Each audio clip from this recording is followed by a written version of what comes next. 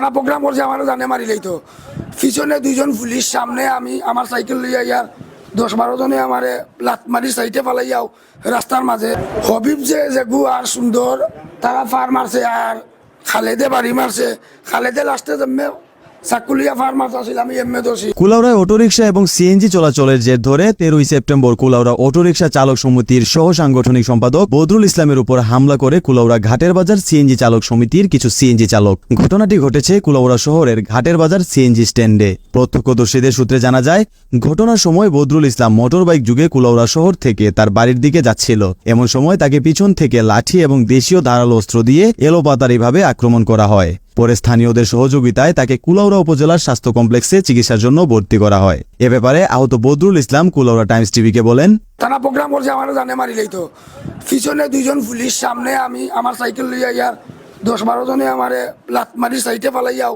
রাস্তার মাঝে হবিব যে গু আর সুন্দর তারা ফার মারছে আর খালেদে বাড়ি মারছে খালেদে লাস্টে জন্মে সাকুলিয়া ফার মারছে আমি এমএ দোষী 4-5 জনের নাম চিনি আর যারা বাড়ি আইছে এরার নাম চিনি না এরা চিনি আমি তারার মুখ চিনি তারা সিএনজি চালায়। দুইজন প্রশাসনের মানুষ পিছনে আমার তারা সাইকেল লইয়া তারার আগে আমি তারার সামনে আমারে লাত মারি ফেলাইয়া আমারে তারা বাড়ি আইছে যদি আইতো না পুলিশ তো হইলে আমারে জানে মারিলে তো। ঘটনার প্রত্যক্ষদর্শী বলেন, মোটরবাইক দিয়ে যাওয়ার সময় তাকে মোটরবাইক থেকে লাথি মেরে রাস্তায় ফেলে দেয় ঘটনাকারীরা এবং চারদিক থেকে তাকে আক্রমণ করে।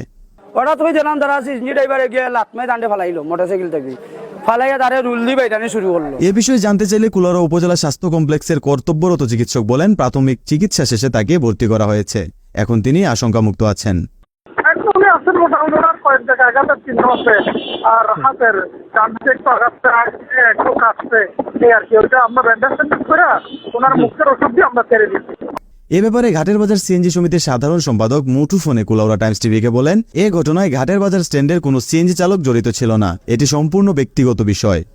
খেয়ে কিতা করছে না করছে এখান তো আর আমি কইতাম পারি না। লাস্টে শুনছি সাইকেল দিয়ে তাস মারছে ও কথাটা শুনছি। এখন খেয়ে মারছে খেয়ে ধরছে এখানে আমি কইতাম পারি না। আমি তো বাসাত ভাই আমি দেখছি না, আমার আল্লাহ দেখছে। কিন্তু সিসি ক্যামেরা আছে, সিসি ক্যামেরা দেখোই না আপনাকে এখানে কইতা পারেন না। আমরা তো কোনো মানুষের তারার লগে লাগছে না।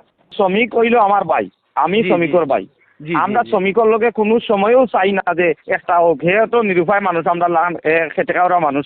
হামলার শিকার বদরুল ইসলাম কুলাউড়া থানায় একটি মামলা দায়ের করেছেন। এ ব্যাপারে কর্তব্যরত ডিউটি অফিসার মুঠোফোনে কুলাউড়া টাইমস টিভিকে মামলার সত্যতা নিশ্চিত করে বলেন, সঠিক তদন্ত সাপেক্ষে শীঘ্রই আইনি ব্যবস্থা গ্রহণ করা হবে।